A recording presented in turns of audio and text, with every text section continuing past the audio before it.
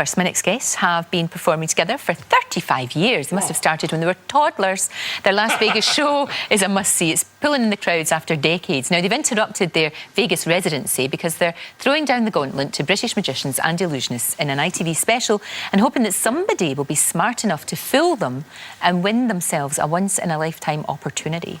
Welcome to Penn and Teller. It is lovely to see you. Well, thanks for having us How here. are you? We're doing very well. Good. We just flew over this second. I know. You're still on American time, but that's all right. Yeah, still that's a little fine. bit on American time, but we. So this it's certainly bright here. It's waking us up a little bit. Turn down your decorations. They're too loud. It's festive, no doubt. It's very, very festive. So this is a great idea. You've basically said if anybody out there, any budding magicians, they don't have to be experienced necessarily. No, and you don't have to be budding. You can be any level we want. The whole idea is you get into magic because you really enjoy being fooled. I mean, you become a magician because you like that more than anything. And then the more you do it, the less you get fooled. You're kind of chasing that first high, so to speak. Exactly. So we just thought, Britain especially has such a rich tradition of magic. Of course. That we do a show with, Jonathan Ross, have him gather together some magicians. We know nothing about who's going to be on or anything. Oh, right, okay. We have no information. Jonathan knows a lot. We know nothing. And we'll sit there in the audience and watch the show. And whoever fools us, we'll fly to Vegas and have them in the Penn and Teller Theater in Las Vegas. Brilliant idea. But I mean, really, they have to work very, very hard to fool you too. Well, we do a lot. I mean, we've been doing magic for a long time, and that's the fun of it. It's all we're doing is something publicly that's done privately all the time. Whenever we do our show, if there's a British magician in the audience, they'll come backstage after and say, have you seen this? And they'll show us something. And it's not quite that direct of, hey, fool us. Yeah. But, when they end, they kind of go, so, have you seen that? And does anybody ever get cross with you if you ever reveal secrets sometimes, or is it okay? Yeah, we've been yelled at a little bit. Yeah. It's a line that people draw in different places. I'd like to know, though. It is fascinating to see, because it's ingenious. It's absolutely ingenious how it's done. Some of it you want to know, and some of it you don't. Of course you do. There's several different reactions you can have to finding out how magic is done. And we try to play around with a lot of the different ones. A lot of the different feelings you get when you know that it's when it's no longer a secret. It must be amazing when the audience just does that wow. Yeah. That wow factor. Well, that's that's the wonderful. That's what you're really going for. The first time you do a magic trick and you really do baffle somebody, and really they are experiencing something that they know is impossible. The unwilling suspension of disbelief. And of course, you have to talk twice as much, because your wee pal doesn't really say very much. He hasn't said much. No, he doesn't ever, though, does he? Not much. Not really. Not that I've noticed. But he's watching everything that's going on. What the show really should be called is Fool Teller.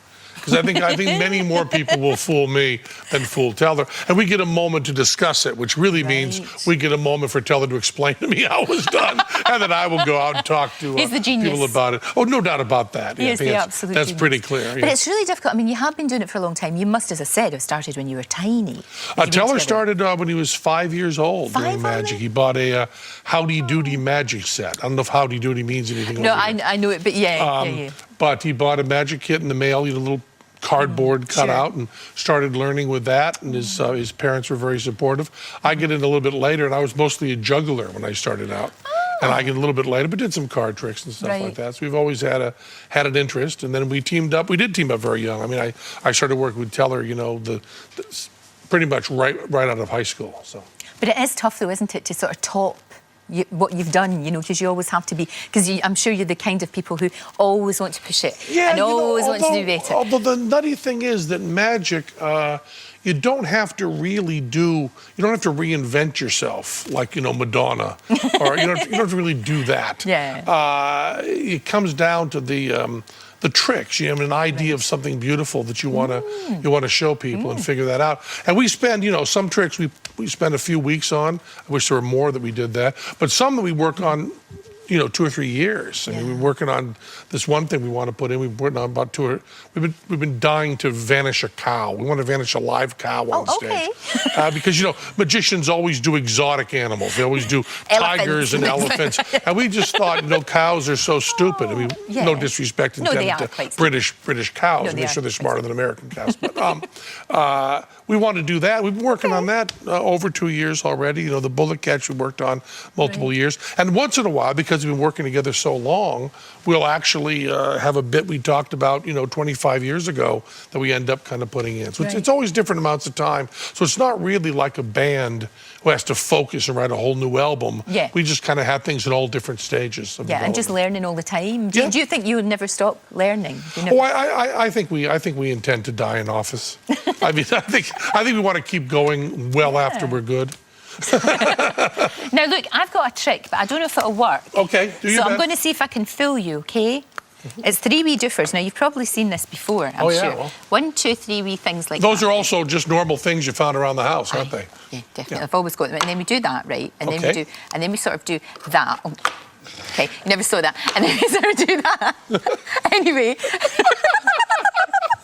I think what you're supposed to be saying at this point is 3 balls, 3 cups. 3 cups. So you want to get, 3 balls and 3 cups. Right. Put the balls on top of the cups. Okay. Now, the purpose is to make the balls go magically under the cups. Yeah. Just like that, and boom, it appears. Was that the trick you were going to do? That was it. That was it. We have no idea how you did it. You're blowing our minds here. Now you've got the 1 card. Yeah. Boop, boop. Still goes through. Now you got 2 there. Now the real hard part is to assemble all 3 balls underneath the blue cup. Watch this carefully, and there they are. The cups and balls done by Lorraine. We have no idea how you did it. I don't know how that's done. And what's interesting about this is that is the trick that Teller's parents bought for him when he was 5 years old at Jack Channon's Magic Shop. So you might have picked one that he would have already known. Of course, he was 5 when he was doing it, and it's harder as your hands get bigger. But it's great. I mean, I remember as a kid going to, there's a shop in Glasgow called Tam Shepherd's, and they sell all these amazing things. And it's still a wonderland for kids. Kids love it, don't they? They absolutely love it. Almost every child goes through a phase of learning about how you discern what's true. And magic is a good way to think about that and talk about that. It really is. Guys, thank you so much. Do you want them wee things back? He tells one more move he wants to put the 2 balls in your hand. How many balls do you have there? 2 hands, 2 in your hands? Right, we'll vanish that 3rd one, and now open your hands and you have 3. That is amazing. That actually is amazing. That's fantastic. Thank you so much. Absolutely brilliant, guys. Thank you. And good luck with the show. Thank you. I hope you get fooled. I do too. I really do. That'd be amazing. A great opportunity for a British magician to go and play Vegas with you guys. Thank you. Now, how do you fancy getting away to a sun-soaked beach this winter, or maybe taking care of the summer holiday as well? Here's your chance with this week's competition. Oh, good. How would you like to choose between these 2 holidays?